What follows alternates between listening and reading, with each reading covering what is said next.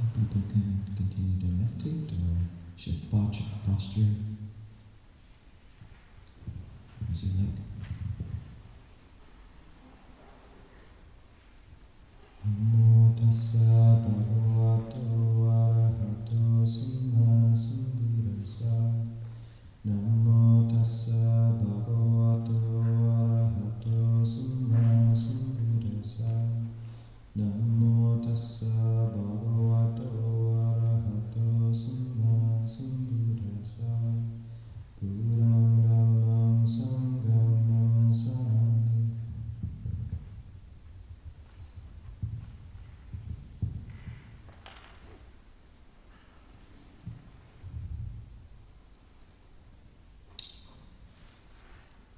So we've come to day 4/5 of the retreat, and today's morning talk was, or is, hopefully, going to be about wisdom, Panya, as the fifth doorway into that garden of Pamoja, of well-being, the fifth catalyst into that whole cascade of Pamoja to Piti to Sukha, of well-being to rapture to pleasure and onward to liberation. So, as a refresher, the first few doorways we spoke about were faith, giving, ethics and morality, and learning. And this fifth of wisdom is significant and also aligns quite well with the topic of yesterday's afternoon talk on clear vision and knowing of things as they are.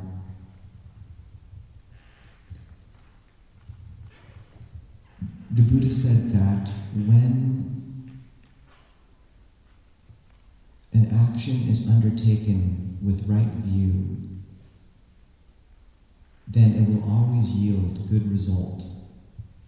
Just as if a seed of sugarcane is planted in any ground, if it grows, it will taste sweet. So, wisdom, Panya, is related to right view, and is conjoined with it, founded on it, and leads to it. But it can be most perhaps useful to speak about Panya, wisdom,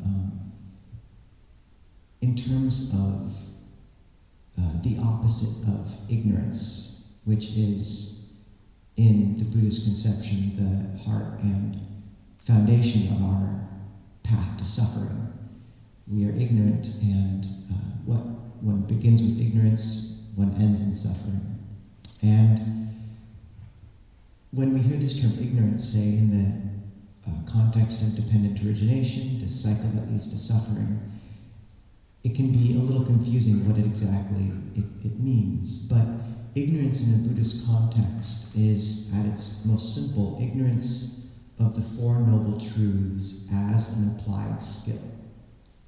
And that can be a bit of a confusing phrase, but for me it links quite importantly and well to the first link in dependent origination, which is that ignorance leads to volitional formations, sankhara, and those lead to basically consciousness, so on through contact, and onwards through birth, and eventually to suffering.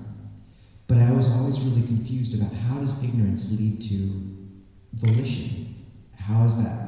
What does that link imply? And I found it really useful.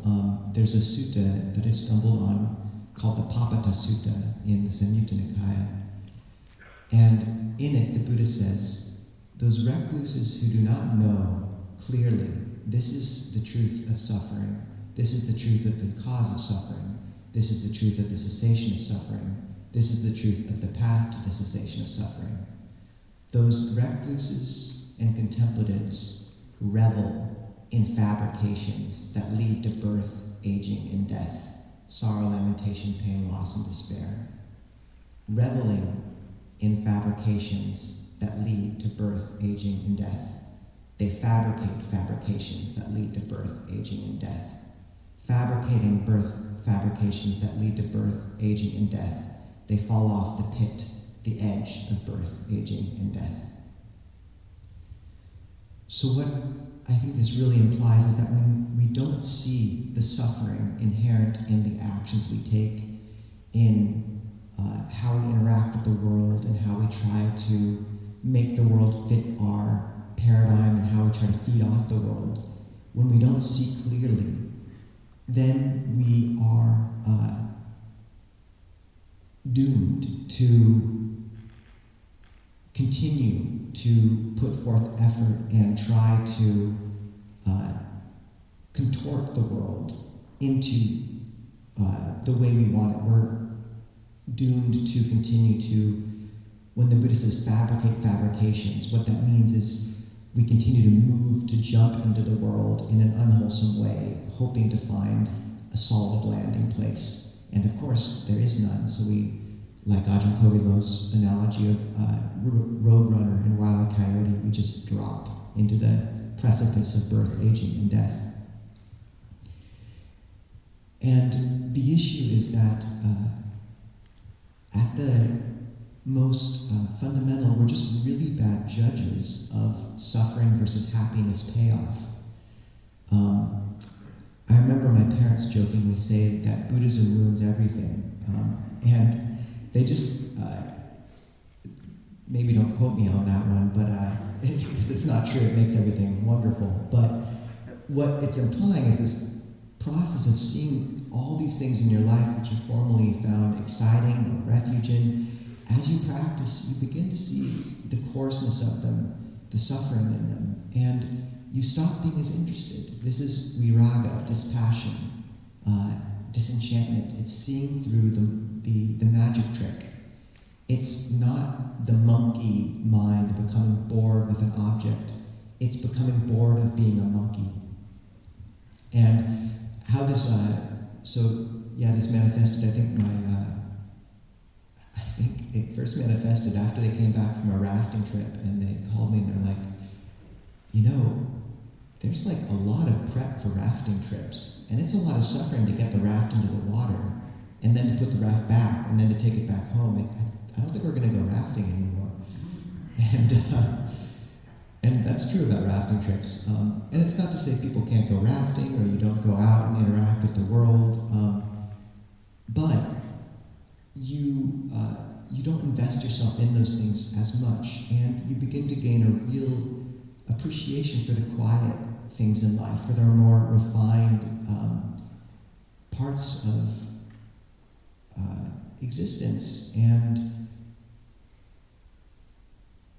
sitting in a room full of other practitioners is not a usual fabrication to fabricate, but it's one that is actually meaningful. And one of the big differences is that we start to fabricate fabrications. We start to act for the path and only for the path. We begin to realize that this project of feeding off of the world, of becoming enchanted by the world, of getting drunk on the world, it never ends well. And so we begin to understand that this life is meaningful insofar as we're able to use it on the path as a gift to ourselves, to those around us, as a blessing. But it's not going to be a comfortable ride. It's not going to be an easy ride. And human existence, when you come down to it, it's just not that great. It really isn't. Like, things go wrong, there's divorce, there's cancer. Even when things go well, there's always suffering there. And yet this delusion that we can make it all kind of polished or just right somehow, it's such an insidious, insistent delusion. But what it is an immense blessing, an immense opportunity to practice. So when we speak about wisdom, it's beginning to see clearly the Four Noble Truths as an applied skill. Before you go out with friends as you would before to a movie or to all these other activities, or before you do much more subtle things, like in your mind begin to go off on a train of thought or distract yourself. You become attuned over years of practice to, oh, there's dukkha here. This isn't worth the payoff. I don't feel like going off into that fantasy again. I'm not going to act out of the anger, even though I want to. I know the actual picture. And this is wisdom. And when there's wisdom there, the fabrication doesn't happen. You don't jump into the abyss. You stay centered. There's a famous teacher named Ajahn Dun who said that he famously formulated the Four Noble Truths as the cause of suffering is the mind looking outside of itself. The end of suffering, or the path to the end of suffering, is the mind watching itself. So here we stand, watching our own minds and allowing the heart to refine.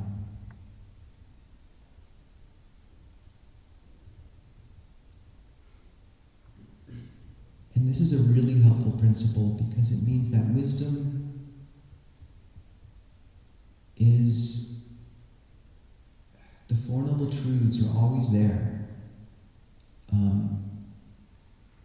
You can always come back when people get into knots about where should my life be moving, when there's this doubt, when they wonder what career to move into, if the relationship is correct.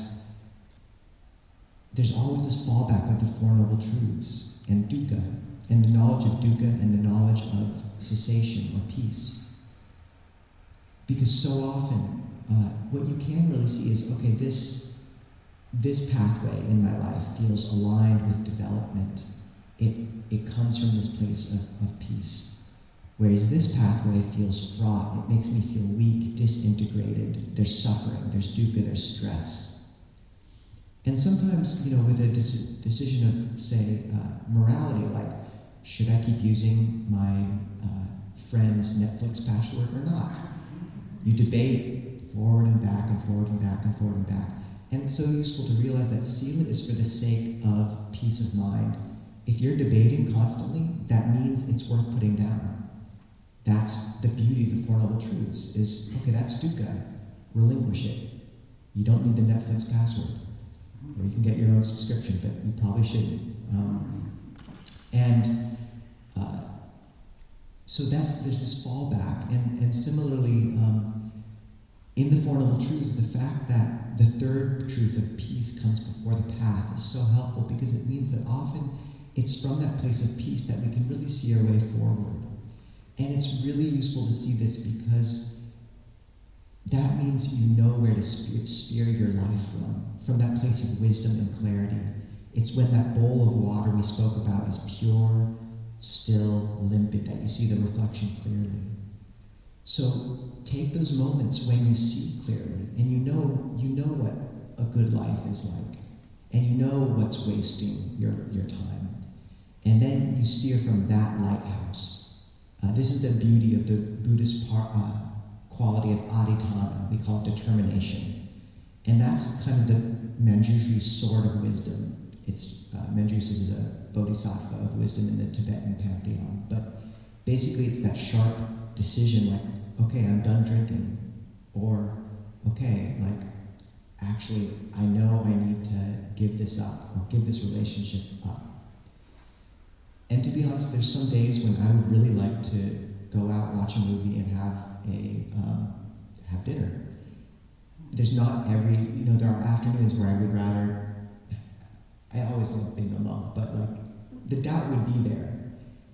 And early on in my monastic life, there were just a few moments of deep calm, where I was like, I know what my life is meant to be. And for me personally, it was meant to, a monastic is the happiest form for me. Not for everyone, but for me. And I just said, okay, that's it. There's the determination. I'm steering from that point. So it's really meaningful to come out of a retreat like this, or those points of clarity, and just determine your trajectory from those points.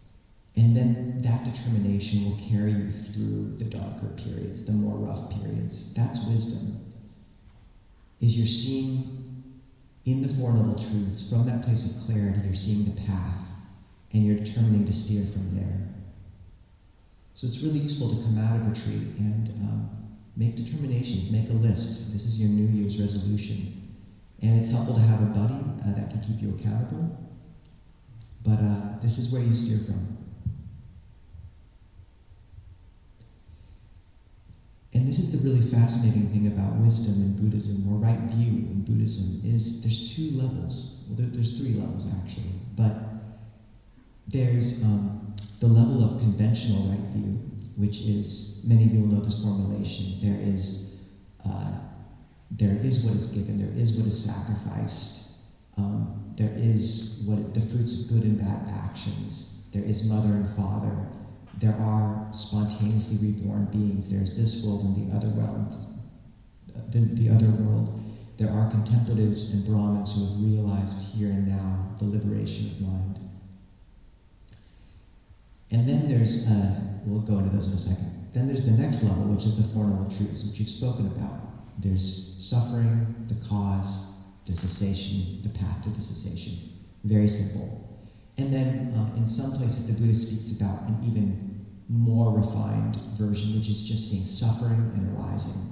And he says this in the Kachana Gota Sutta. One knows this is suffering.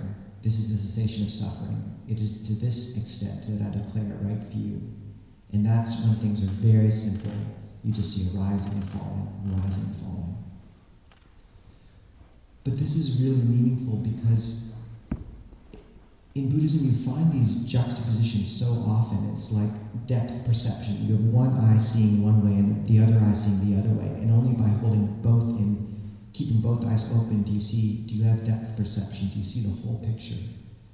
So it's true that we have this transcendent right view with Four Noble Truths, seeing how everything fits into these four.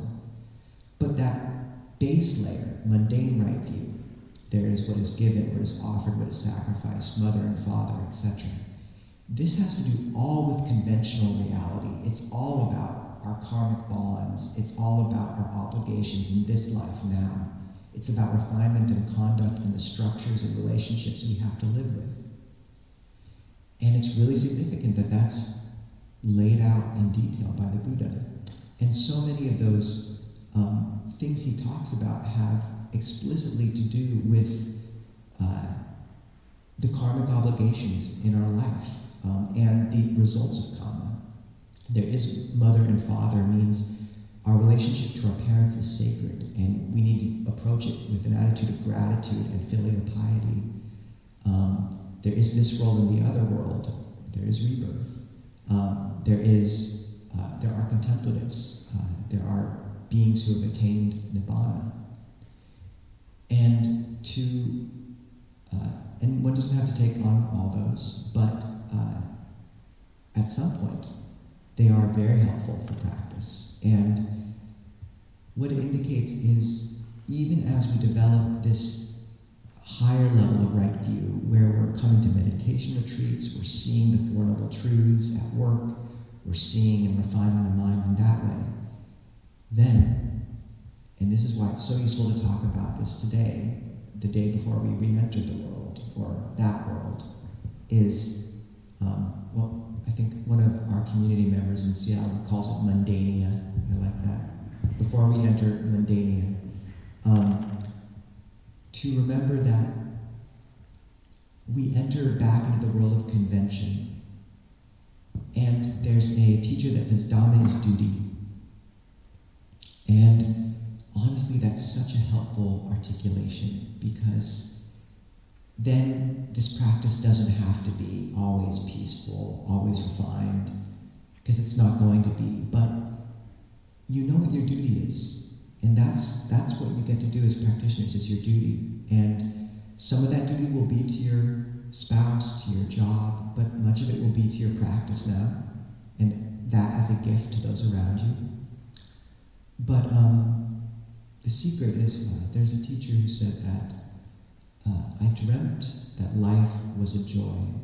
I woke and found that life was duty. I acted, and behold, duty was a joy. So, we go back into the world and try to bring this practice with wisdom into your life. See if you can bring these refinements in mind and conduct and thought to your day-to-day mundania. And understand that with this dual level of right view, it mirrors the dual level of life we have to live out there, in sense of just as in practice we maintain a view on the results of karma, on mundane right view, even as we cultivate this transcendent right view of the Four Noble Truths, so in the world we maintain, as much as we can, our sitting practice, our mindfulness, but we pay a lot of attention to refining the structures that undergird that and hold it and contain it. And this is where I think a lot of us could do a lot more work. Because many of those vessels and containers and structures, these technologies, are today coded as ritual, institution, the trigger words for secular Buddhists. And these are technologies, though, and they're ancient because they work. And at some point, a practice just grounded in retreat and a solo sitting practice only goes so far. It can only go so far. It's important to bring in these other technologies. So that means, and one doesn't have to use any of these, but they are really, I'd say that I found them pretty essential on my own path at some point to bring in. So some examples of those would include basically creating a space in your room, in your house, or even a whole room that's a shrine room or a meditation room. Creating space, really like embodying this practice in a space. And just to say, this is the container for wisdom. To think you can kind of maintain wisdom just internally as an aspect of mind, there's truth in that, but most of us need a lot of help. You need to embody the wisdom in the structure of your life. You need to build a world that holds wisdom in it, that is an embodiment of wisdom. And this is where you can carefully tweak your world to help you. So, creating a space like that in your home. Creating a ritual in your day. So, can you bow first thing in the morning and last thing in the evening? Creating ritual or structures in your week. Can you take one day a week as an imposed today? The Buddha actually created very clear structures for how to hold this practice in your daily life. So the 5 precepts is foundational. Once a week he recommended holding, or once every 2 weeks on full moon and new moon days, he recommended holding the 8 precepts. So in that case it's complete celibacy, turn away from entertainment, and no beautification or adornment, not eating after noon, and not eating on not sleeping on higher luxurious beds. Probably don't eat on them either if you can help it. Some of those are merged into one, so it actually does add up to 8 when combined with the 5. So one doesn't have to take all those on, but they're a useful structure. If you don't eat in the afternoon, you find you have a lot more time. Your body's light by evening. You don't get drawn into dinner engagements. If you don't sleep on a higher luxurious sleeping pad, just like sleep on a thermarest on the ground, it sounds silly and just like, who really cares? But actually, it makes a big difference to wake up and be on a thermarest and be like, how did I end up here? Okay, and then you know what your day's for. And the turning off entertainment, like turning off the phone, really making it known like this is my day for practice. And it doesn't have to be a totally alone practice. It can also include maybe this is the day you go for a walk with your spiritual friend or a spiritual friend. Maybe the day you have, before the 8 precepts kicks in, at noon. Maybe you have a nice brunch with a spiritual friend, something like that. Making time to go to monasteries. It's really important. Sravasti Abbey, it's a Tibetan abbey over on the east side of the state, 4 hours away, and they are amazing. We'll have to sort of put down our dour Theravadan faces and bow to Guanyin and bow to some of the Tibetan deities, which are embodiments of the enlightened mind. And it's wonderful. It's such a powerful practice if you can approach it with sort of spaciousness of heart. Abhayagiri down in California, and these Abhayagiri is free. So making time for those things too.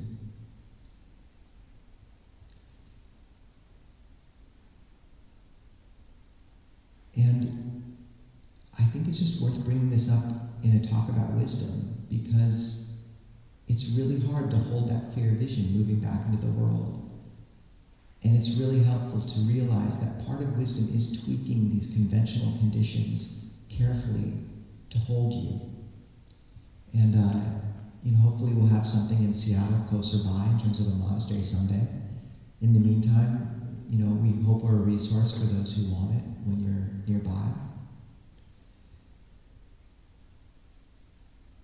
But a really important thing to realize is as you touch these teachings more, as you touch this practice more, often the heart will jump forward. You realize suddenly what you've been searching for, and these teachings are unbelievably profound. We are so blessed to be given these. And often we want to pour our whole hearts into them, and we don't quite know how. There aren't enough structures, the riverbed's not deep enough, or it doesn't seem like it is.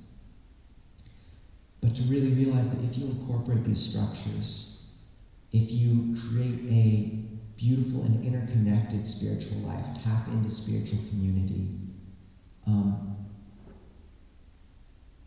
your life can align. And then to realize that at its heart, because the path is all about intention, that's where wisdom manifests most significantly. And it means that any life you have, whatever its situation, you do your duty, you honor your karma, that is your dhamma. But within that can truly become a path for liberation. There are lay people who attain stream entry, who attain levels of awakening. It is possible. And to take that to heart and really align your life as much as you can with these structures. I remember when I was in college having a friend who told me about someone in his life at his college who was meditating like an hour and a half or 2 hours a day. And there was just this thing in me that said, I've got to do that. And it was one of those moments that you steer by. And we all have those, and to really take those to heart.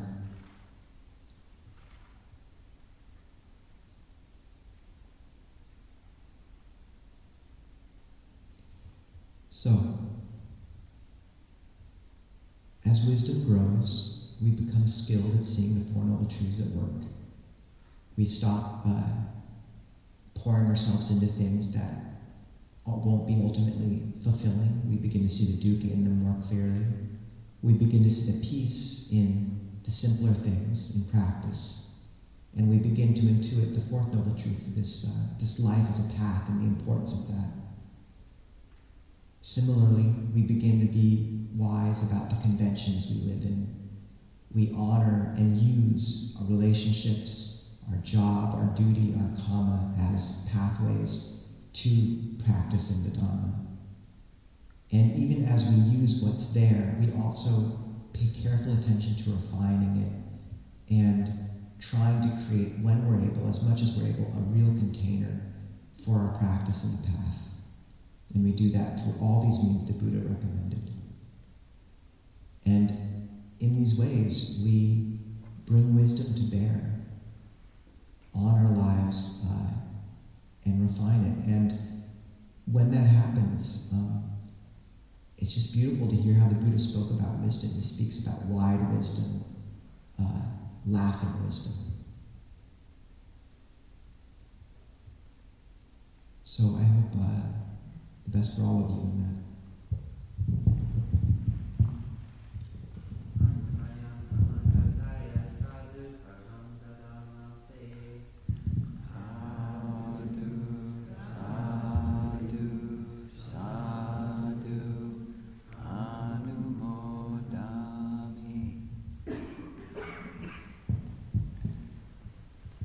So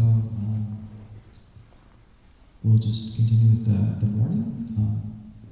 We can, those who are scheduled for an interview, group interview, it'll be me this morning, and even though we're 5 minutes early, I think people can head on over and we'll just start when we start. And as usual, 3 more sessions, in and out on the 45-minute marks. And Ajahn Kovil and I also put the sutta references that people were asking for in the bulletin